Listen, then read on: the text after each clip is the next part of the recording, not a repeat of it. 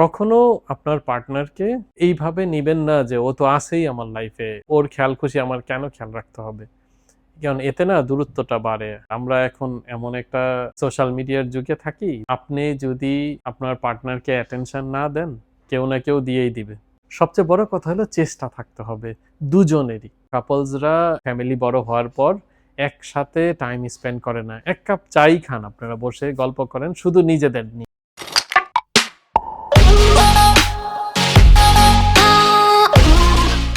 Hello সবাইকে। আজকে আমি কথা বলবো একটি ইন্টারেস্টিং সাবজেক্ট নিয়ে। কেন প্রেম কিংবা বিয়ের ১ম দিকে ফিলিংস গুলা এত মধুর হয়? ১ম প্রেম কিংবা প্রেমে পড়ার ১ম দিনগুলা, বিয়ের পর এবং বিয়ের আগের দিনগুলা যদি আপনি চিন্তা করেন যে আমাদের মনের মধ্যে যে একটা ভালোবাসা, একটা যে শান্তি, প্রশান্তি, এটার মূল কারণ হলো যে আমাদের এই সময়টায় এন্ডরফিন নামে একটি হরমোন রিলিজ হয় এবং এর সাথে থাকে ডোপামিন এবং অ্যাড্রিনালিন।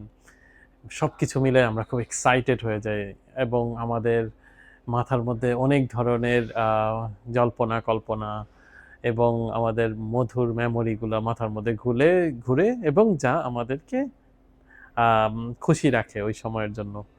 তো প্রশ্ন হলো কেন এটা সময়ের সাথে কমে যায়? তাহলে আপনার মনে হতে পারে কি ঘটেছে যে এখন আর সেই আগের মতো ফিলিংসটা নাই? কেন কাজ করছে না?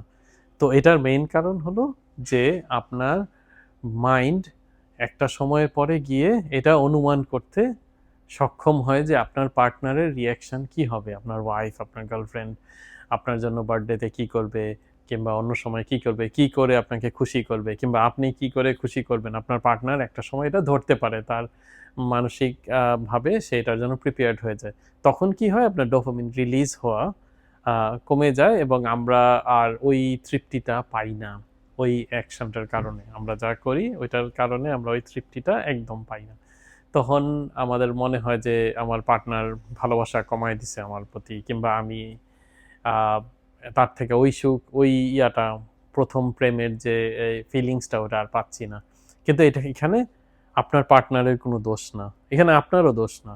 কারণ আমাদের মাইন্ড এভাবে ডিজাইন হয়েছে যে ওরা যখন নতুন কিছু দেখে তখন এই হরমোনগুলা রিলিজ হয় এবং আমাদের ফিলিংসটা অনেক অংশে মানে আমরা অনেক বেশি খুশি থাকি। কিন্তু এটা পর্যায়ক্রমে এটা কমে আসে যখন আমাদের ব্রেন সাকসেসফুলি অনুমান করতে পারে যে আমার কি খুশি আমার আসতেছে আমার প্রতি। তো এইভাবে আমাদের এই মধুর যে একটা হানিমুন পিরিয়ড, একটা যে ১ম প্রেমের দিনগুলা, এই মধুরতাটা আস্তে, আস্তে কমে যায়। তো এইখানে আপনার কিংবা আপনার পার্টনারের কোনো ফল্ট না। এটা একটা প্রক্রিয়া, এটা একটা প্রসেস, যেকোনো রিলেশনে এটা যায়। তো আপনি বলতে পারেন যে তাহলে এটা আমরা কিভাবে রিভাইভ করতে পারবো? তো এটার জন্য অনেক কিছু করা যায়। আপনার পার্টনারের সাথে আপনার কমিউনিকেশনটাকে ভালো করতে হবে। এতদিনে আপনি জেনে যান যে আপনার পার্টনার, আপনার ওয়াইফ, আপনার গার্লফ্রেন্ড কোন জিনিসটা লাইক করে, আপনার বয়ফ্রেন্ড কোনটা লাইক করে না। কিন্তু আপনার তার সম্বন্ধে যে মতামতটা আপনি তার সাথে ক্লিয়ারলি আমরা কমিউনিকেশন যদি করি তাহলে এইটা অনেকাংশে মানে রিলেশনশিপের মধ্যে একটা স্পার্ক, একটা চার্ম থাকে। আরেকটা ইম্পর্টেন্ট জিনিস হলো যদি আপনারা দুজনই পছন্দ করেন এমন কোনো অ্যাক্টিভিটিতে যোগ দেন। যেমন ধরেন আমরা যারা একটু মধ্যবয়সী হয়ে আসছি তো আমাদের ধরেন যে ভুঁড়ির মেদ-টেদ বেড়ে যায় তো একসাথে জিম জয়েন করেন। সামথিং একসাথে করা, একসাথে সিনেমা দেখতে যান, একসাথে পার্কে যান। হ্যাঁ, বাচ্চা-কাচ্চা পরিবার-পরিজনদের সাথেও যান। বাট মাঝে, মাঝে আপনারা দুজনই যান। মানে এটা খুবই ইম্পোর্টেন্ট। কারণ দেখা যায় যে কাপলসরা একটা সময় ফ্যামিলি বড় হওয়ার পর একসাথে টাইম স্পেন্ড করে না। ১ কাপ চাই খান আপনারা বসে গল্প করেন শুধু নিজেদের নিয়ে। নট ছেলেমেয়েদের নিয়ে, নট বাবা-মাদের নিয়ে, নট অন্য কারো নিয়ে। নিজেদের মধ্যে একটা ইন্টিমেসি, একটা অন্তরঙ্গ মুহূর্ত যেগুলো আপনারা বিয়ের পর অনুভব করতেন। ওটাকে আবার রিলিভ করার চেষ্টা করেন, ওটাকে জাগানোর চেষ্টা করেন। এই মুহূর্তগুলা আপনার মেমোরি গুলাকে চাঙ্গা করে দিবে এবং আপনি নতুন করে একটা থ্রিল আপনার রিলেশনশিপে খুঁজে পাবেন। সবচেয়ে বড় কথা হলো চেষ্টা থাকতে হবে দুজনেরই। একটা রিলেশনশিপকে যদি হ্যাপি রাখতে হয় দুজনেরই চেষ্টা থাকতে হবে। তো ট্রান্সপারেন্সি ইম্পর্টেন্ট। দুজন একসাথে কোনো অ্যাক্টিভিটিতে যোগ দেওয়া, মানে যেরকম বললাম জিম করা, বিকেলে হাঁটতে যাওয়া কিংবা যে কোনো কিছু হতে পারে এটা। টাইম স্পেন্ড করা ফ্যামিলি ছাড়াও নিজেদের মধ্যে একটা ইন্টিমেট টাইম স্পেন্ড করা এবং এই জিনিসটার ফোকাস দিতে হবে। সবচেয়ে ইম্পর্টেন্ট যেটা আমি আমার সব ভিডিওতে বলি সেটা হলো যে আপনার খাওয়া যেন পুষ্টিকর হয় এবং পর্যাপ্ত ঘুম যেন হয়।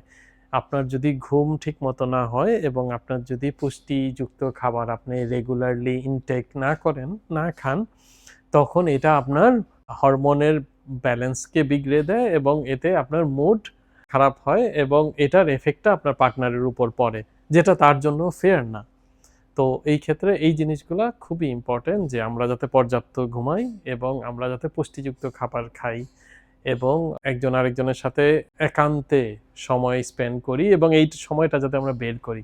এটা এক কাপ চা খাওয়ার জন্যই হোক ছাদে বিকেলবেলা, কিংবা রাতে সবাই ঘুমায় যাওয়ার পর হাঁটতে যাওয়া হোক, কিংবা জিম জয়েন করা হোক, সিনেমা দেখতে যাওয়া হোক, পার্কে যাওয়া হোক, যে কোনো কিছু হোক। কখনো আপনার পার্টনারকে আপনি এইভাবে নিবেন না যে ও তো আছেই আমার লাইফে, ওর খেয়াল খুশি আমার কেন খেয়াল রাখতে হবে, কারণ এতে না দূরত্বটা বাড়ে। আর আমরা এখন এমন একটা সোশ্যাল মিডিয়ার যুগে থাকি যে আপনি যদি আপনার পার্টনারকে অ্যাটেনশন না দেন, কেউ না কেউ দিয়েই দিবে। তো ভালো থাকুন।